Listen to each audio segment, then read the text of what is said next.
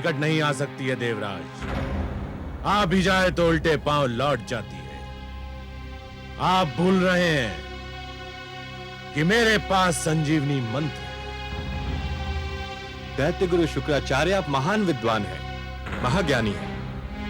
संजीवनी मंत्र ने आपको इतना शक्तिशाली बना दिया है कि कोई आपके समक्ष सिर नहीं उठा सकता। फिर भी क्या मैं आपसे एक बात पूछ सकता हूं? अवश्य पूछिए देवराज, मैं आपको निराश नहीं करूंगा। यह सत्य है कि संजीवनी मंत्र के कारण दानव मृत्यु के भय से मुक्त हो चुके हैं। उन्हें मृत्यु आ भी जाए तो आप उन्हें पुनर्जीवन प्रदान कर देंगे। परंतु यदि आपको कुछ हो गया तब क्या होगा दैत्य गुरु? आप कहना क्या चाहते हैं देवराज? यही कि यदि दानव मर जाएं तो संजीवनी मंत्र उन्हें जीवित कर देगा, पर यदि मृत्यु ने आप पर आघात कर दिया तो आपको कोई जीवित न कर सकेगा, संजीवनी मंत्र भी नहीं।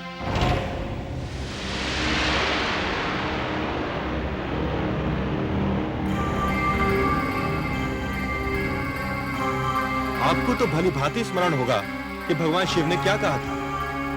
कदाचित आप भूल गए हो तो मैं स्मरण करा दूं कि भगवान शिव ने कहा था कि यह संजीवनी मंत्र एक कल्प में एक ही बार केवल एक ही व्यक्ति को दिया जा सकता है।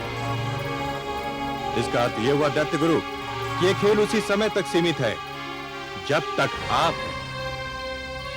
यदि आपको कुछ हो गया तो आप यह मंत्र किसी और को नहीं दे सकते कि आपकी मृत्यु की स्थिति में वो आपको पुनर्जीवित कर दे।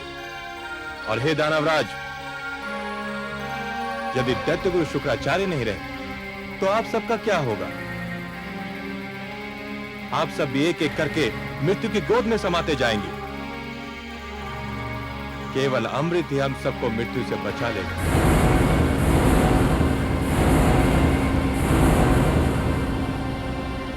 आपके तर्क में तथ्य है देवराज, किंतु हमें अमृत कैसे प्राप्त होगा देवराज?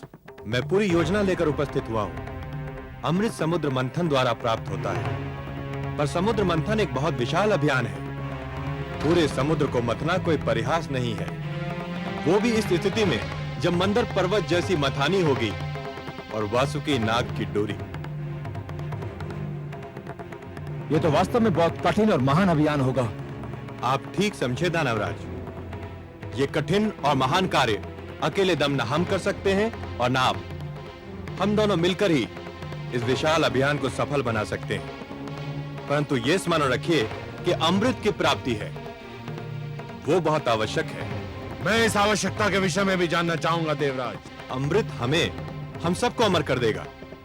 जब आपको यह विश्वास होगा कि हम अमृत पान के उपरांत मर नहीं सकते, और हम भी यह जान लेंगे कि हमारे अस्त्र शस्त्र आपका कुछ नहीं बिगाड़ सकते, तो युद्ध निरर्थक होकर रह जाएगा। अमृत केवल मृत्यु का ही नहीं, युद्ध का भी अंत होगा। गुरुदेव, मेरे विचार में यह प्रस्ताव स्वागत योग्य है। इस प्रस्ताव की महानता को नकारा नहीं जा सकता गुरुदेव। हमें देवताओं की बात मान लेनी चाहिए, हमें देवताओं की बात मान लेनी चाहिए।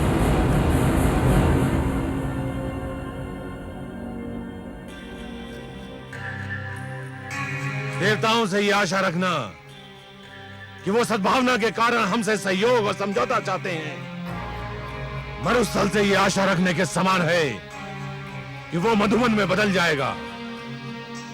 ये मित्रता, ये सहयोग की भावना, ये समझौते की इच्छा देवताओं के मन में अचानक कहां से जाग उठी देवराज इंद्र। ठोकर खाने वाले ही संभलने की चेष्टा करते हैं दैत्य गुरु। पराजय हमारे लिए वो ठोकर सिद्ध हुई जो हमें संभलने पर विवश कर रही है। सच तो यह है कि हम बार बार के युद्ध से ऊब गए हैं। दानवराज, क्या मैं समझूं कि आपने प्रस्ताव स्वीकार कर लिया है?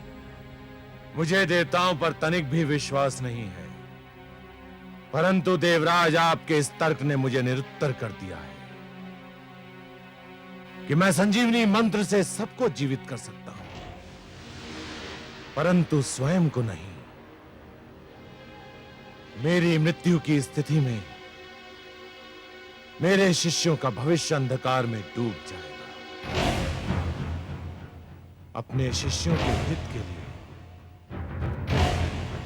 मुझे आपका प्रस्ताव स्वीकार करने में कोई आपत्ति नहीं।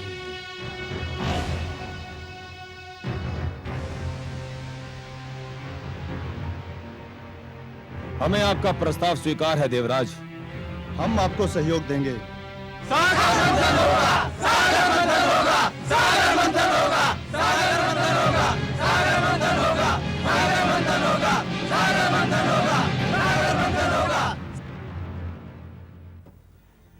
आज तो हमारे देवराज ने चमत्कार कर दिया महादेवी। जिस प्रकार ज्वार के समय समुद्र की लहरें तट को तोड़कर आगे निकल जाती हैं, उसी प्रकार आज देवराज इंद्र के तर्क दानवों की बुद्धि के आगे निकल गए। जैसे सूर्य दीपक की महत्ता को कम कर देता है, वैसे ही आज देवराज ने दैत्य गुरु शुक्राचार्य को निरुत्तर कर दिया।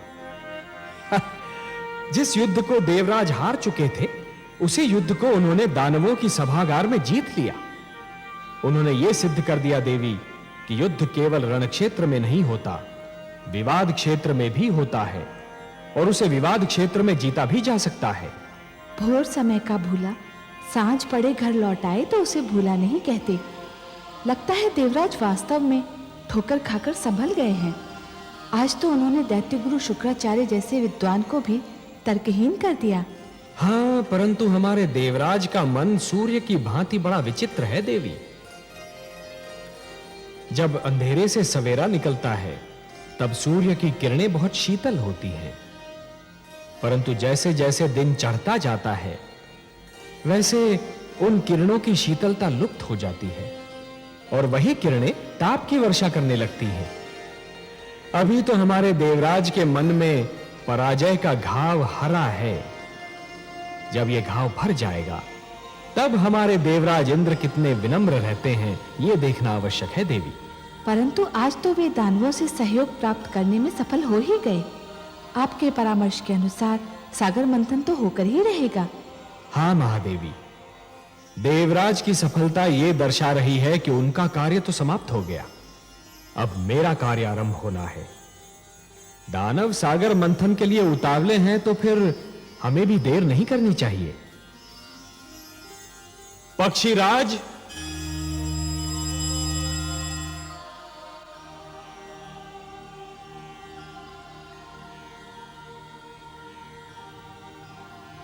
आज्ञा है लक्ष्मीपति।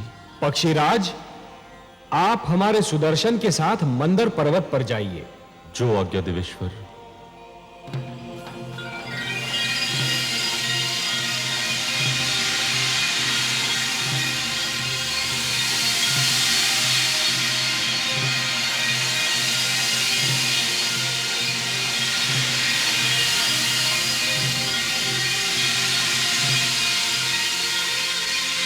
हे सुदर्शन, आप पक्षीराज के साथ मंदर पर जाइए और मंदर पर्वत को जड़ से काट दीजिए।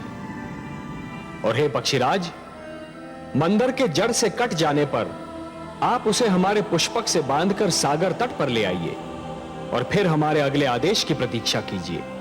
मैं आपके आदेश की प्रतीक्षा करूंगा देवेश्वर।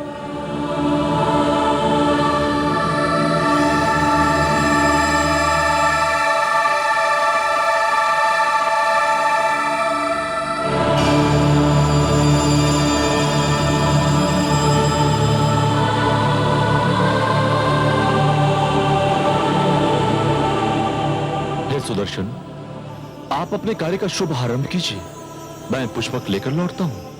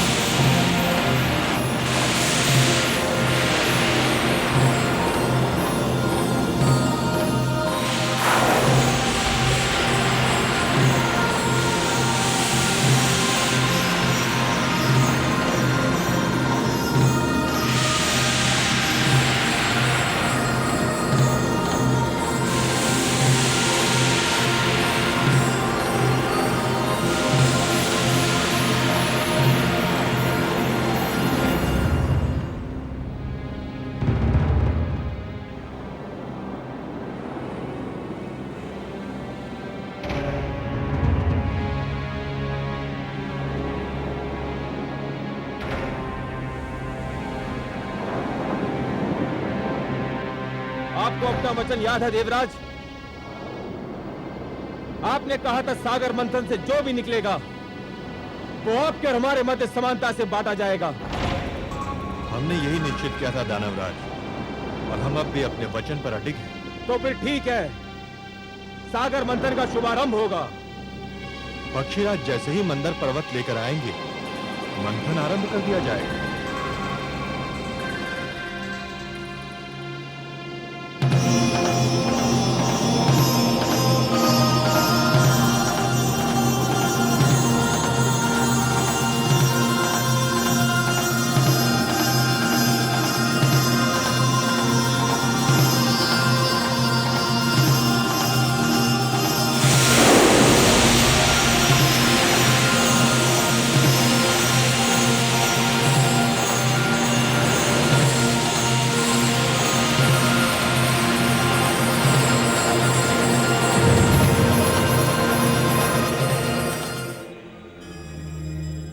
नारायण नारायण। आइए देवर्षि।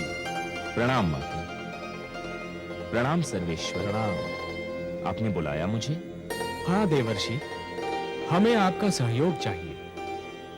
हे लक्ष्मी नारायण, ये तो आपकी महानता है कि आप मेरी सेवा को सहयोग का नाम देते हैं। आदेश दीजिए। समुद्र मंथन होने वाला है देवर्षि, समुद्र मंथन। परंतु एक समस्या है। वासुकी नाग का प्रयोग डोरी के रूप में होना है,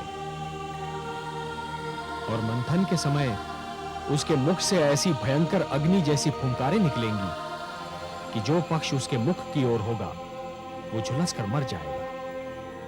ये तो सत्य है प्रभु। समस्या ये है देवर्षि कि यदि दानव मरे तो दैत्य गुरु शुक्राचार्य उन्हें पुनः जीवित कर देंगे, और यदि देवता मरे तो उनकी संख्या कम हो जाएगी और समुद्र मंथन संभव ही नहीं हो पाएगा। ये तो चिंता का विषय है देवेश्वर, इसकी ओर तो मेरा ध्यान ही नहीं गया। इसीलिए तो मैं ये चाहता हूं देवर्षि कि पाला बांटते समय कुछ ऐसा हो कि वासुकी की दुम की ओर देवता हो और वासुकी के मुख की ओर दानव हो। इसीलिए मैंने आपको थोड़ा सा कष्ट दिया। नारायण नारायण, आपकी लीला धन्य है प्रभु। देवर्षि, ये केवल मेरी लीला नहीं, आपकी बुद्धि की परीक्षा भी है। वासुकी के मुख की ओर दानव और दुम की ओर देवता। बस ये समझिए कि आपकी क्षमता की परीक्षा है ये। आपको परीक्षा लेने में और मुझे परीक्षा देने में जो आनंद आता है, उसका अनुमान केवल मेरी लक्ष्मी माता को है। क्यों माता? नारायण नारायण।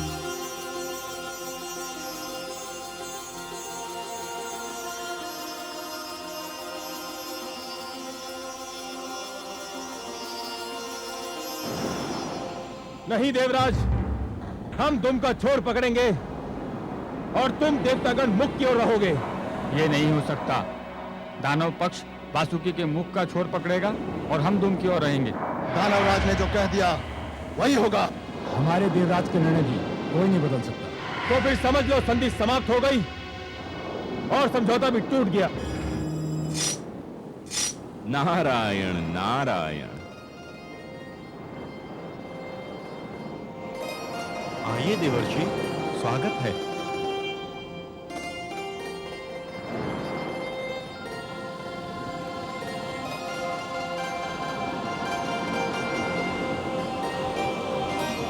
वातावरण का ताप बहुत बढ़ा हुआ दिख रहा है। किस विवाद ने ताप को बढ़ा दिया है? देवर्षि, आप ही निर्णय कीजिए। हमारा कहना है कि दानव वासुकी के मुख का छोर पकड़ेंगे और देवता दुम का छोर, पर ये दानव मान ही नहीं रहे हैं। हे देवर्षि, समझौते का प्रस्ताव देवराज लेकर आए थे, हमने मान लिया। अब हम प्रस्ताव रख रहे हैं तो देवराज क्यों नहीं मानते? उचित है, सर्वथा उचित है। देवराज, दानवराज का तर्क बुद्धि संगत है। ये आप क्या कह रहे हैं देवर्षि? आप तो दानवों का पक्ष ले रहे हैं। मैं पक्ष नहीं ले रहा हूं देवराज, मैं तो वही कह रहा हूं जो न्याय संगत है। हे देवराज, शरीर में मुख श्रेष्ठ होता है या पांव? 100% मुख। वो ऊपर होता है, ऊंचा होता है, शरीर की पहचान बताता है। तो फिर तो श्रेष्ठ की ओर उसी को ही होना चाहिए जो स्वयं भी श्रेष्ठ हो। क्या कहना चाहते हैं आप देवर्षि?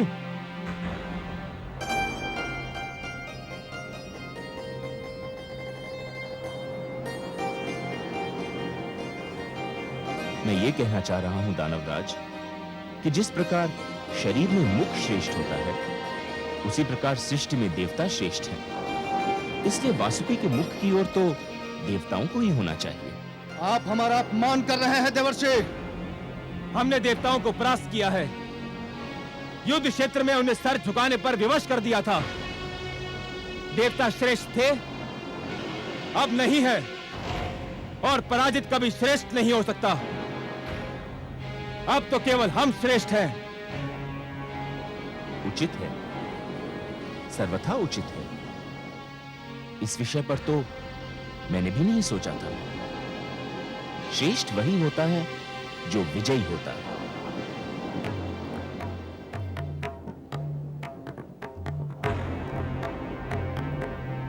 हे देवेंद्र, अब इस कटु सत्य को मान ही लीजिए कि विजयी होने के कारण दानव श्रेष्ठ हो चुके हैं।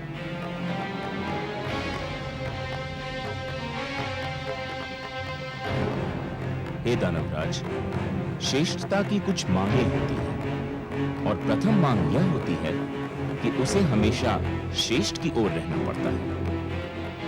यह मांग तो तभी पूरी हो सकती है जब आप वासुकी के श्रेष्ठ भाग की ओर हों। यदि श्रेष्ठ की यही मांग है तो हम वासुकी के मुख की ओर का पाला स्वीकार करते हैं।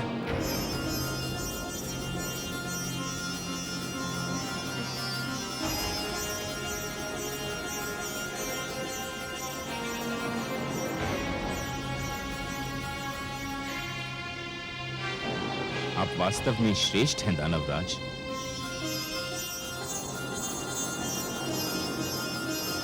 देवर्षि नारद की जय!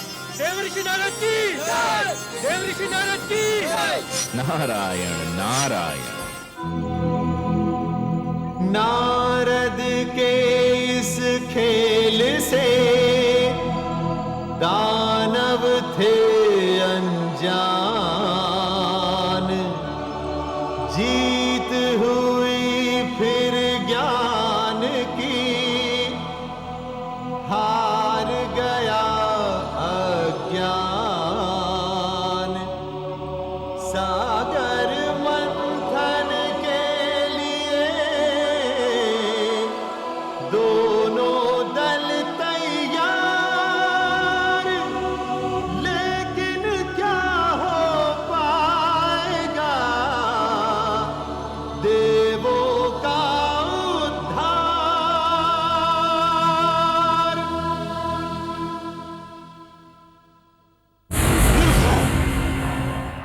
तुम जानते हो कि वासुकी के मुख की ओर रहने से क्या होगा? उसके मुख से ज्वाला के रूप में फुंकारें निकलेंगी और तुम सब झुलस कर रह जाओगे। देवता चतुर हैं और नारद उनसे भी अधिक चतुर। उन्होंने तुम्हें श्रेष्ठ कहकर तुम्हारी प्रशंसा कर दी और तुम उनके जाल में फंस कर रह गए।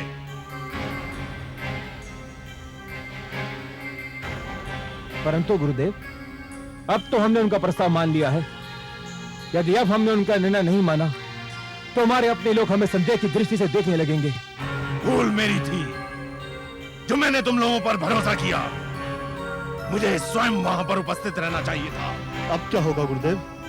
बाण धनुष से निकल चुका है। जाओ, जाकर मंथन आरंभ करो। मुझे स्वयं देवताओं की चतुराई पर दृष्टि रखनी है। जाओ। जो आज्ञा जो आज्ञा गुरुदेव।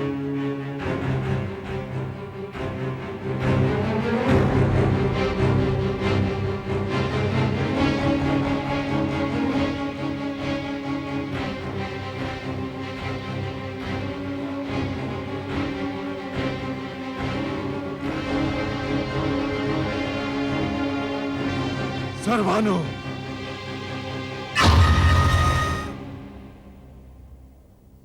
आज्ञा गुरुदेव। सर भानु, समुद्र मंथन होने जा रहा है। मुझे चिंता है कि देवता जितने चतुर हैं, दानव उतने ही मूर्ख।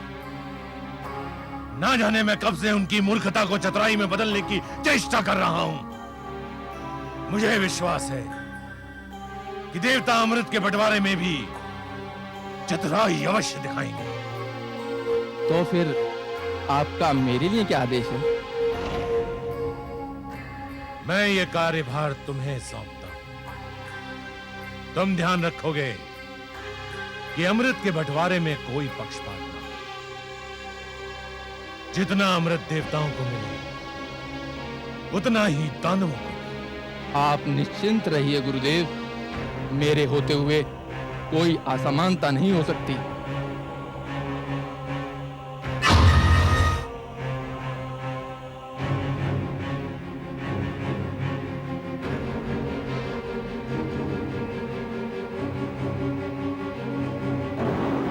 हे पक्षीराज,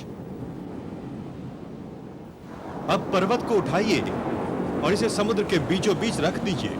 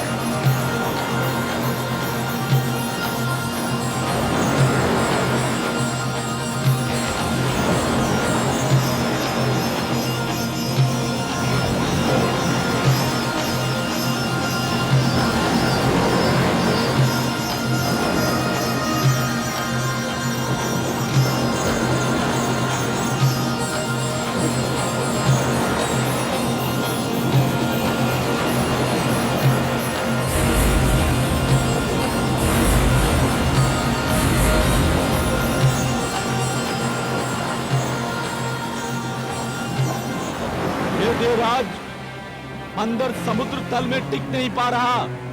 यदि इसे समुद्र के नीचे कोई ठोस वस्तु ना मिली तो ये डूब जाएगा। इसे कोई ठोस आधार चाहिए।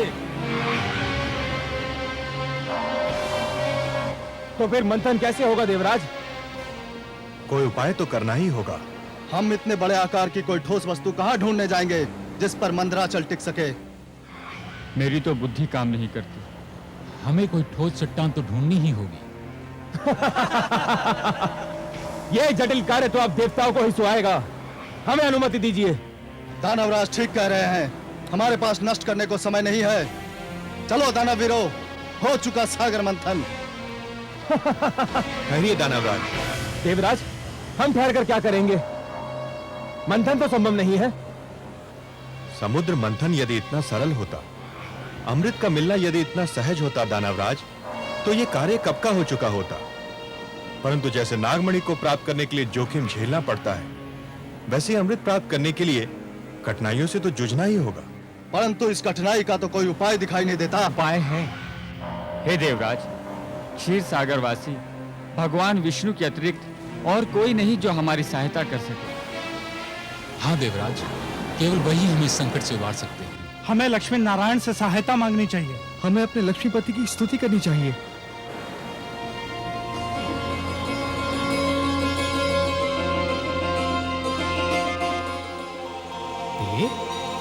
धरती से पुकार उठ रही है। मुझे बुलाया जा रहा है। हाँ कमल नयन, संकट बढ़ रहा है। मंथन असंभव सा लगने लगा है। और यदि मंथन नहीं हुआ तो जीवन संकट में घिर जाएगा। देवता अमृत से वंचित रह जाएंगे और दानव संस्कृति की जीत हो जाएगी। परंतु हे कमल नयन, मंथन कैसे होगा?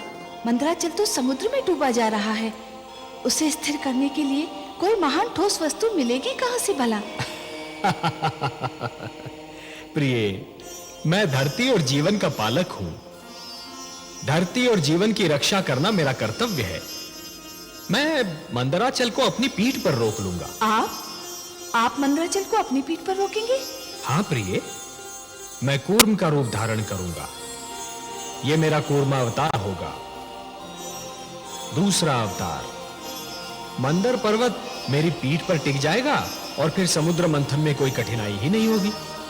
परंतु हे कमल नयन, आपने तो कहा था कि आप मानव लोक पर उसी समय जाएंगे जब मानव कल्याण को कोई संकट होगा। ये तो देवताओं और दानवों का झगड़ा है। इसमें हस्तक्षेप करने के लिए आपको अवतार लेने की क्या आवश्यकता है? हे महादेवी, मैंने कहा ना कि यदि सागर मंथन नहीं हुआ तो दानव संस्कृति जीत जाएगी, और यदि दानव संस्कृति जीत गई तो सर्वप्रथम मानव संस्कृति को मिटा देगी।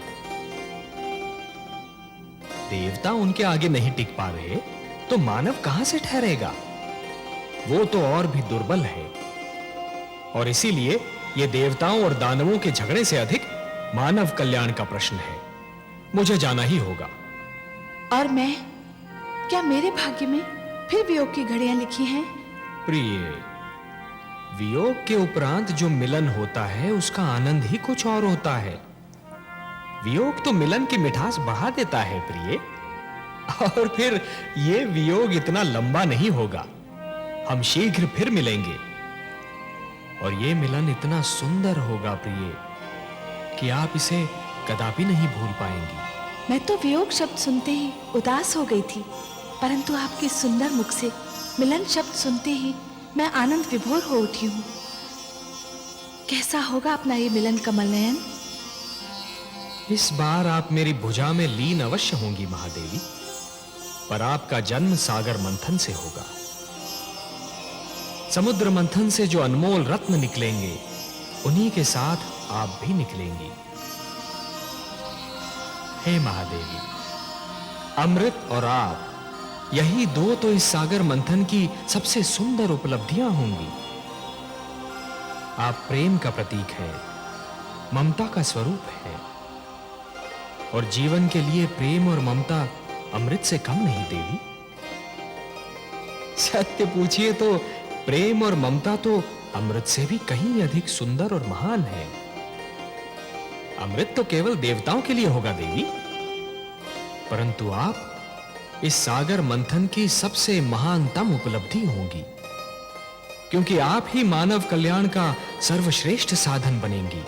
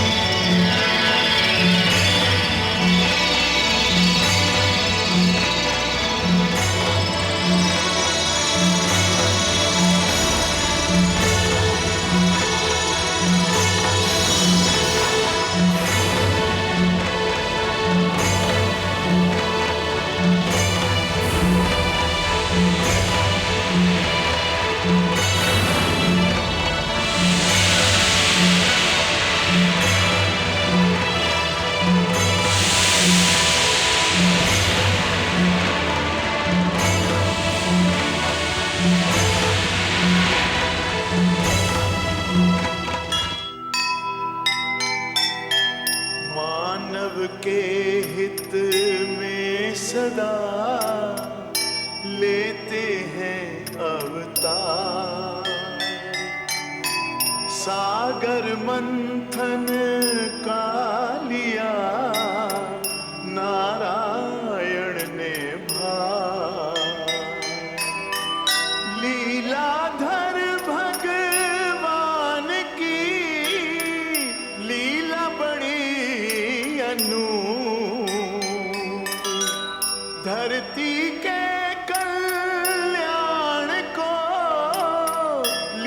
कुर्म का रूप,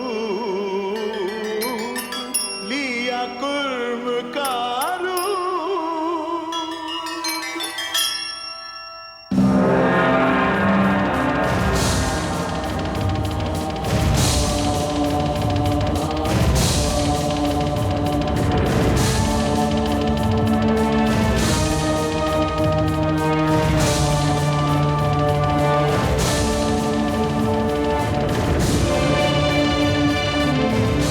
हे देवगण, तुमने मुझे पुकारा, मैं आ गया हूं।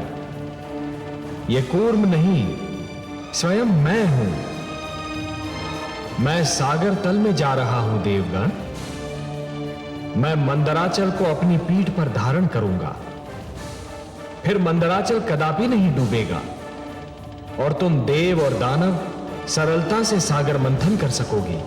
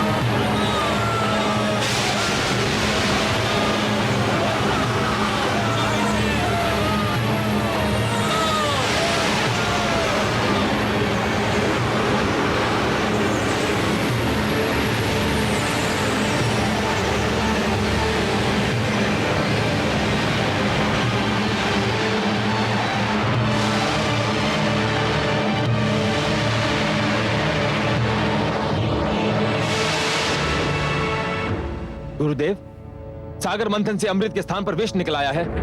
चारों ओर त्राई त्राई मची हुई है। देवता तो कहते थे कि सागर मंथन से जीवनदायक अमृत मिलेगा, परंतु सागर तो मृत्यु बांट रहा है गुरुदेव। इसी कारण हम वहां से भाग आए। ऐसे में सागर मंथन से क्या लाभ? हम अब सागर मंथन में भाग नहीं लेंगे।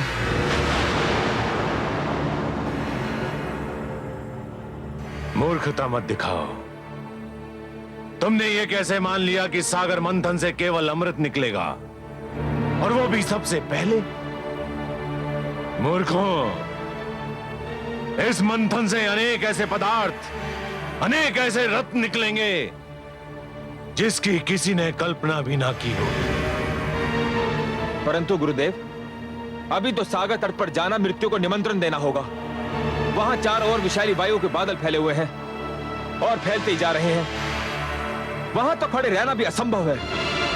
ना जाने ये कैसा विष है। इस विष का नाम है कालकूट, और ये हलाहल है। परंतु तुम क्यों चिंता करते हो? मेरे पास भी संजीवनी मंत्र है, और मैं तुम्हें मरने नहीं दूंगा। तुम सब मेरे आश्रम में ही ठहरो और इस विपत्ति के टलने की प्रतीक्षा करो। तुमसे अधिक तो देवता चिंतित होंगे, क्योंकि देवताओं के लिए मंथन और अमृत तुम्हारी तुलना में अधिक महत्व रखता है। अब देखना है कि वो इस विपत्ता को टालने के लिए क्या उपाय करते हैं। जो आज्ञा गुरुदेव।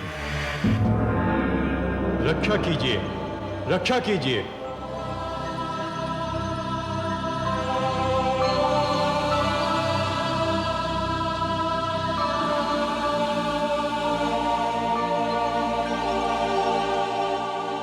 रक्षा कीजिए हे त्रिलोकीनाथ, आपकी सृष्टि संकट में है।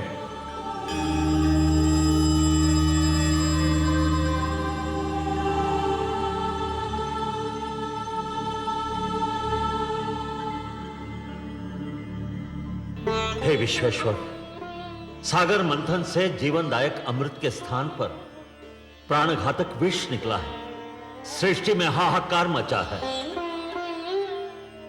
हे आदि प्रजापति, हे देवगण, जीवन को अमर बनाने के लिए मृत्यु से हर पग पर टकराना तो अवश्य पड़ता है। इसी संघर्ष में तो जीवन का सौंदर्य निहित है। जब शिशु माता के गर्भ में होता है तो उसे हर क्षण मृत्यु से संघर्ष करना पड़ता है। शिशु के जन्म से पूर्व माता भी जीवन और मृत्यु के इसी संघर्ष का अनुभव करती है। परंतु जैसे ही शिशु का जन्म होता है, समस्त सृष्टि मुस्कुराती है।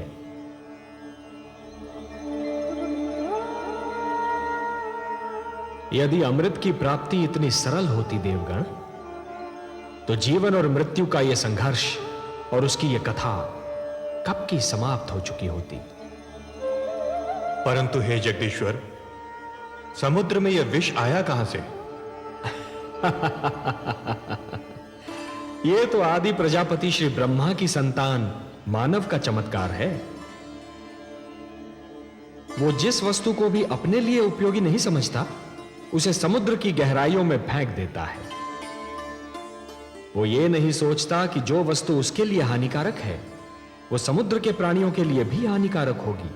मैंने तो जल मनुष्य की आवश्यकताओं की पूर्ति के लिए बनाया था। सत्य कहा आपने हे ब्रह्मा।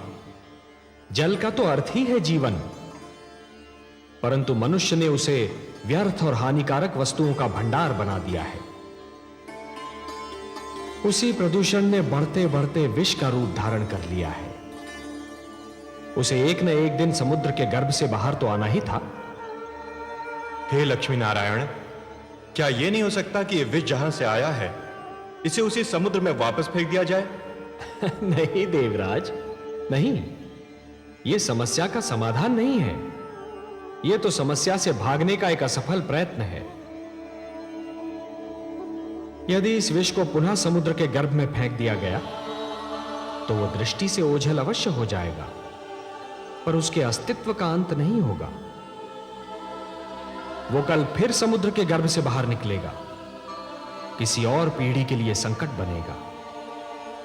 देवराज, संकट का समाधान अगली पीढ़ी के लिए छोड़ देना स्वार्थ है, कुनीति है। हे सर्वेश्वर, सागर मंथन आपके आदेश के कारण आरंभ हुआ था। अमृत की प्राप्ति हमारे लिए नितांत आवश्यक है, परंतु इस विष के कारण मंथन स्थगित हो चुका है। आपका आदेश अधूरा रह गया है। हम मंथन करके आपके आदेश का पालन करना चाहते हैं, परंतु यह विष बाधा बन गया है। देवगण, ये बहुत जटिल समस्या है और इसका समाधान केवल भोलेनाथ कर सकते हैं। मैं देख रहा हूं कि इस संकट का निवारण केवल उन्हीं के पास है। चलिए, मैं भी आप सबके साथ उनकी सेवा में चलता हूं।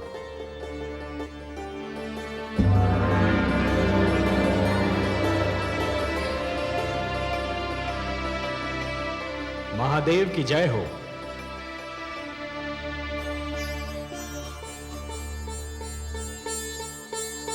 मेरे अहोभाग्य, आज कैलाश धन्य हो गया। आज कैलाश को त्रिमूर्ति के ही नहीं, समस्त देवताओं के भी दर्शन हो रहे हैं। मैं आप सबको प्रणाम करता हूं। कैलाश पर आप सबका स्वागत करता हूं। हे देवाधिदेव, हे महादेव, सृष्टि पर संकट की छाया गहरा रही है। संकट? हाँ भोलेनाथ, संहार करता तो आप हैं, परंतु आज आपकी इच्छा के बिना मानव जीवन पर संहार का प्रारंभ हो गया है। देवता और दानव मिलकर अमृत की प्राप्ति के लिए समुद्र मंथन कर रहे थे, परंतु इस मंथन की सर्वप्रथम भेंट कालकूट विष सिद्ध हुई है। अब यह विष समस्त सृष्टि के लिए संकट बना हुआ है। समस्या यह है कि इस विष के प्रभाव से यदि दानवों की मृत्यु हुई तो दैत्य गुरु शुक्राचार्य आपके दिए हुए संजीवनी मंत्र की शक्ति से उन्हें पुनर्जीवित कर लेंगे। श्री विष्णु की कृपा से देवताओं की भी सुरक्षा हो जाएगी, पर इस विष के दुष्प्रभाव से मेरी संतान, मेरा निर्दोष मानव समाप्त हो जाएगा। इसीलिए मैं आपसे विनती करता हूं कि हमारी सहायता कीजिए। हे महादेव, कालकूट विष सारे विश्व को अपनी लपेट में ले रहा है। हम पर कृपा कीजिए, इस संहारक विष को नष्ट कीजिए। देवराज, संहार करता तो केवल मैं हूं। विष भी मेरा ही आविष्कार है। विष मेरे लिए संहार करने का शस्त्र है और किसी भी विष को नष्ट नहीं किया जा सकता। विष को रोका जा सकता है, विष को सीमित किया जा सकता है, विष के दुष्प्रभाव को समाप्त किया जा सकता है, परंतु विष को नष्ट नहीं किया जा सकता। और हां देवराज, संसार में कालकूट ही एकमात्र विष नहीं है। विष तो कटुवाणी में भी होता है, अश्लील विचारों में भी होता है। वाणी के विष को यदि कानों में ही रोक लिया जाए तो उसका प्रभाव हृदय तक नहीं पहुंचता, और अश्लील विचारों के विष को यदि मस्तिष्क में प्रवेश न करने दिया जाए तो वो चरित्र को हानि नहीं पहुंचा सकता।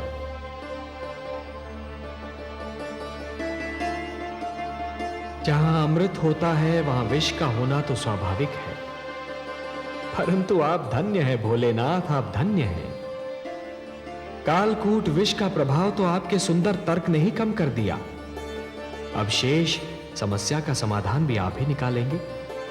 आपने सत्य कहा कि विष को नष्ट तो नहीं किया जा सकता, परंतु उसे रोका अवश्य जा सकता है, और यह कार्य केवल आप ही कर सकते हैं देवाधिदेव। हे त्रिलोकेश्वर, आप सब चलकर मेरे पास आए हैं। यहां आकर आपने मुझ पर कृपा की।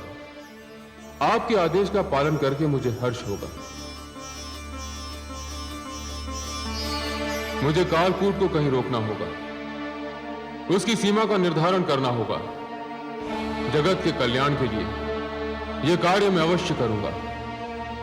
आप चिंता न करें, मैं आपके साथ सागर तट पर चलता हूं।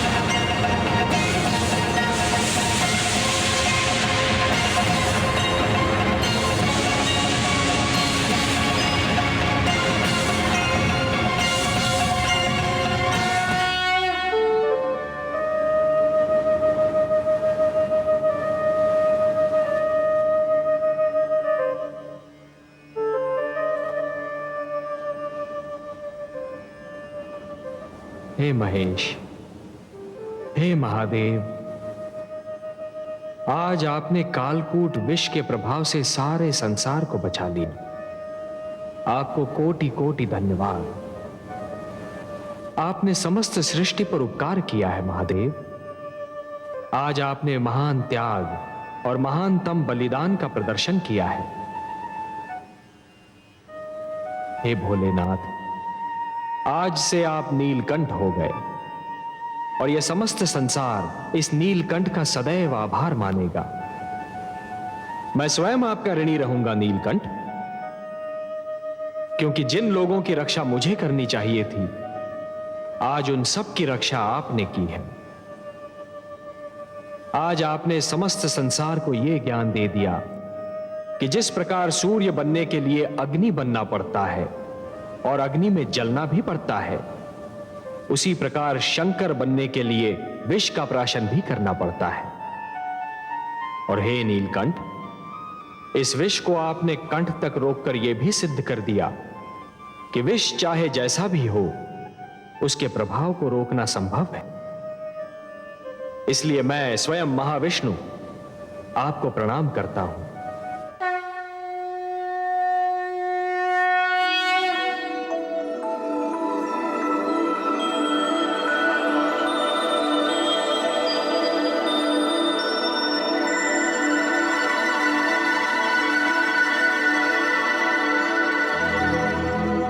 सबकी रक्षा के लिए किया आज विष पान। देवों के भी देव हैं नीलकंठ भगवान। देवों के भी देव हैं नीलकंठ भगवान।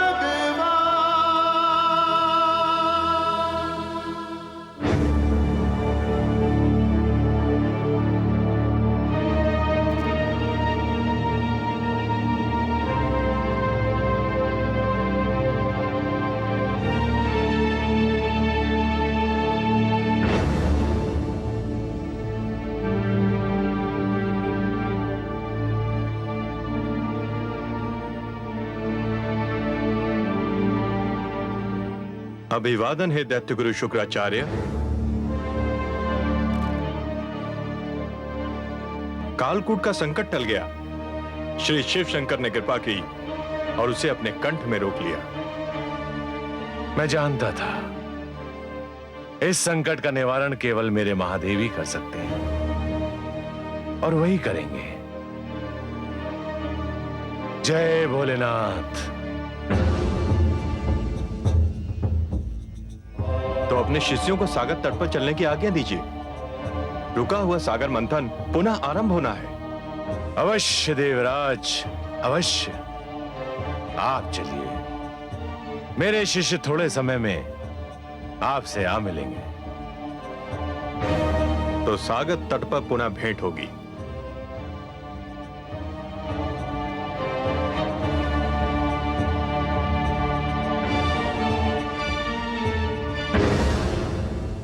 गुरुदेव, क्या मैं पुनः जाना होगा? हाँ, न केवल जाना होगा बल्कि सागर मंथन में भाग भी लेना होगा। अमृत कितना महत्वपूर्ण है ये केवल मैं जानता हूं। देवराज इंद्र की बात भूल गए तुम? संजीवनी मंत्र जितना तुम्हारे लिए आवश्यक है, अमृत उतना ही मेरे लिए आवश्यक है। तुम सब तुरंत सागर तट पर पहुंचो।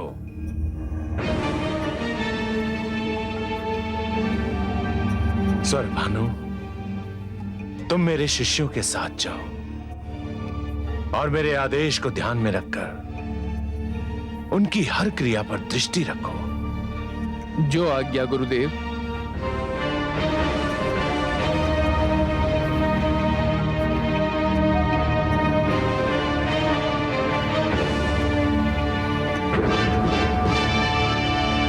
देवराज, हम आ गए। मंथन आरंभ कीजिए। हम तो प्रस्तुत हैं कालकेतु। हमें केवल आपकी प्रतीक्षा थी। देवताओं, सागर मंथन का शुभारंभ कीजिए।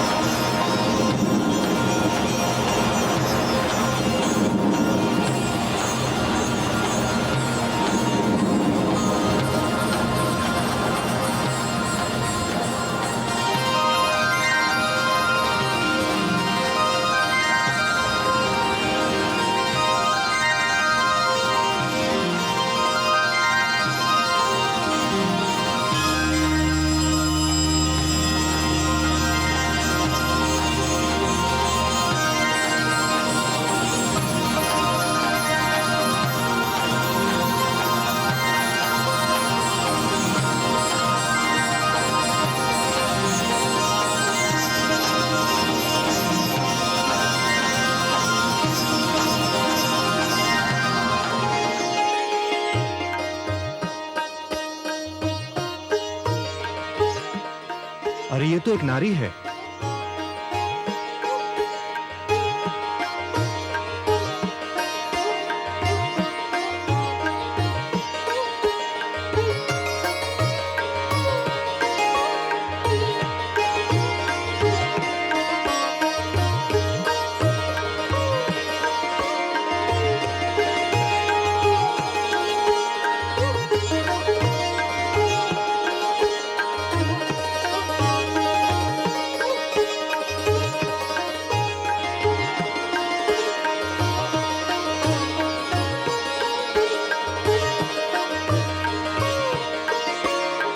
हर्षल, इतनी सुंदर नारी कभी देखी थी पहले? नहीं दानवराज, ये तो कोई स्वर्ग की अप्सरा दिखाई पड़ती है। मूर्ख हो तुम। स्वर्ग की अप्सराएं तो इसके पांव की धूल के समान होंगी। तनिक इसका रूप तो देखो। मुख है कि पूनम की रात्रि का चंद्रमा, आंखें हैं या मद की कटोरी, कपोल है कि लाल कमल के पुष्प, अधरों की लालिमा उषा को लजा रही है, कंधों पर काले केशों की घटा लहरा रही है, मुस्कुराती है तो हृदय पर बिजली गिराती है, चलती है तो पुष्पों से भरी डाली लचक जाती है। हर्षल, इसने तो मेरा मन विचलित कर दिया है। तो फिर आप घोषणा कर दीजिए महाराज कि इस सुंदरी पर केवल आपका ही अधिकार होगा। इस सुंदर नारी पर हमारा अधिकार है देवराज। कदापि नहीं। क्यों? निर्णय तो यही हुआ था, मंथन से जो भी वस्तु निकलेगी वो देवता और दानवों में आदि आदि बांट दी जाएगी।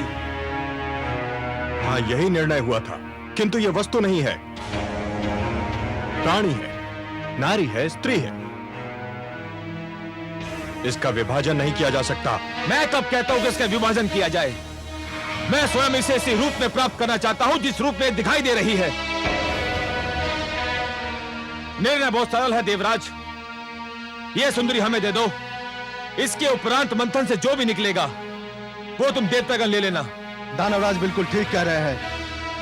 ये केवल नारी और सुंदरी नहीं है, देवी है।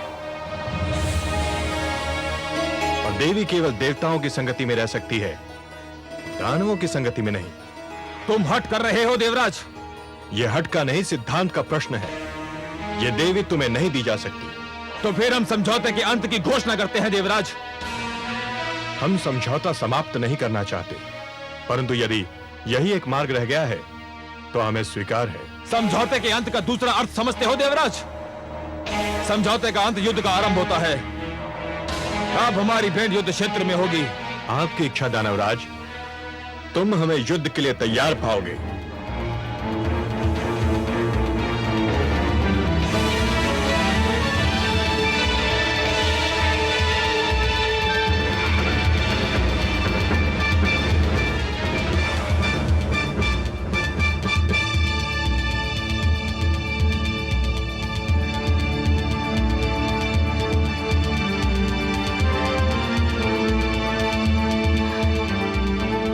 कमल नयन, हे पद्मनाभ, कहाँ हैं आप? मुझ विरह की मारी पर कृपा कीजिए। मेरी आंखें आपके दर्शन को तरस रही हैं। मेरी आत्मा आपको पुकार रही है। दर्शन दीजिए भगवान। मेरी आत्मा की पुकार सुन लीजिए।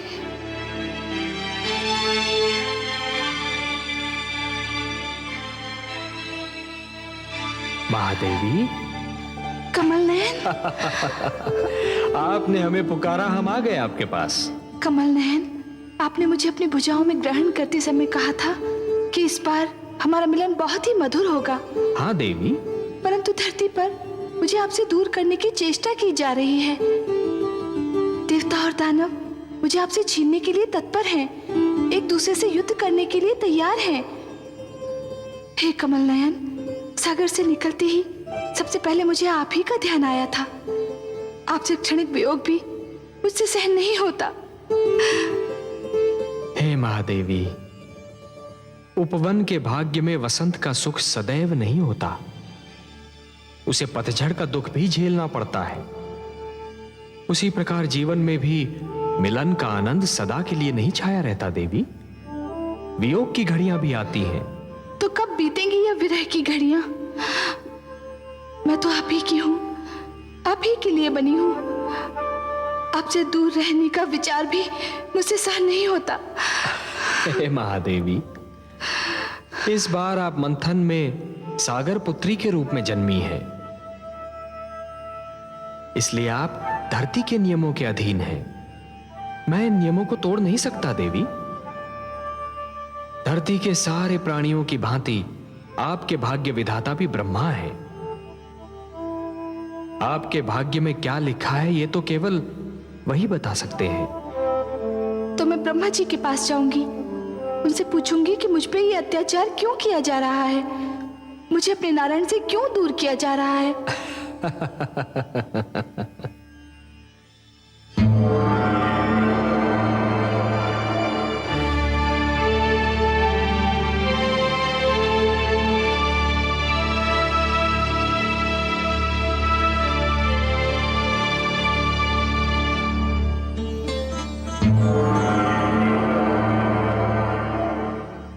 हे ब्रह्मा, हे आदि प्रजापति, हे विधाता, मेरा जीवन कांटों की शैया बन गया है। विरह की अग्नि मेरे तन मन को फूंक रही है। हे विधाता, आप तो जानते ही हैं, मेरा मन नारायण के चरण कमल में वास करता है। उनकी भुजा ही मेरा घर है। उनके सुंदर मुख को निहारना मेरी पूजा है। उनसे दूर बीता एक पल मेरे लिए युग के समान है। फिर मुझे उनसे दूर क्यों किया जा रहा है? सागर तट पर मेरे लिए युद्ध की घोषणा कर दी गई है। आपके लिए युद्ध की घोषणा? हाँ विधाता, मेरे लिए युद्ध घोषित किया गया है। देवता और दानव मेरे लिए झगड़ रहे हैं। देवता चाहते हैं कि मैं उनकी संगति में रहूं और दानवों की इच्छा है मैं उनकी संपत्ति बन जाऊं। हे विधाता, आपने मेरे भाग्य में क्या लिख दिया जो ये अत्याचार मुझ पर हो रहा है? हे देवी, अवश्य ही ये अत्याचार है, परंतु मैंने आप ही के लिए नहीं, हर नारी के लिए एक नियम बनाया है। वो नियम यह है कि नारी पर उसकी इच्छा जाने बिना कोई अपना अधिकार नहीं जमा सकता। पर वे जमा रहे हैं अधिकार। वे भ्रम में हैं, वे मेरे नियम को तोड़ रहे हैं। मैं ऐसा नहीं होने दूंगा। चलिए, मैं आपके साथ चलता हूं, उनका भ्रम दूर करता हूं।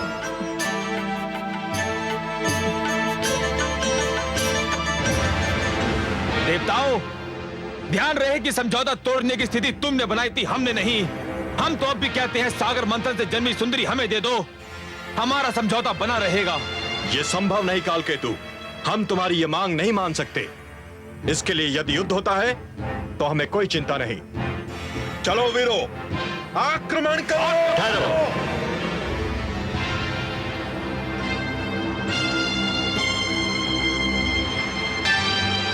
दोनों पक्ष इस नारी को प्राप्त करने के लिए झगड़ रहे हैं, पर किसी पक्ष ने इस नारी से यह पूछने का कष्ट किया कि स्वयं इसकी इच्छा क्या है? ये नारी की इच्छा का प्रश्न नहीं है ब्रह्मदेव, ये समझौते के सिद्धांत के आदर का प्रश्न है। नहीं, ये हर स्त्री के अधिकारों का प्रश्न है। अपने लिए किसी को स्वीकार या अस्वीकार करने का निर्णय केवल नारी कर सकती है। स्त्री कोई वस्तु नहीं जिसे बांट लिया जाए। समुद्र मंथन से निकली ये नारी मेरी सहोदरा है, मेरी बहन है। ये सागर पुत्री किसे स्वीकार करेगी, इसका अधिकार मैं इसी को देता हूं। आज मैं एक नई प्रथा के शुभारंभ की घोषणा करता हूं। यह स्वयंवर की प्रथा होगी। स्वयंवर? हाँ, स्वयंवर, जो हर नारी का अधिकार होगा।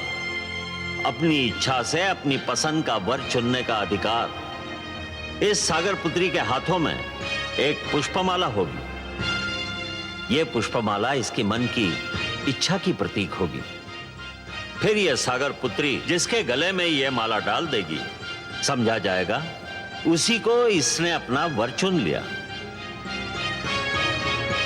मैं समस्त देवता और दानव समाज को इस सागर पुत्री के स्वयंवर समारोह में भाग लेने का निमंत्रण देता हूं।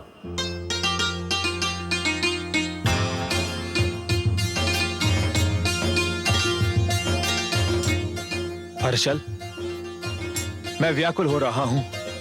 क्यों दानवराज? न जाने ये चंद्रमुखी, ये मृगनयनी किसे चुनेगी? आपको ही चुनेगी दानवराज। ये तुम कैसे कह सकते हो हर्षल?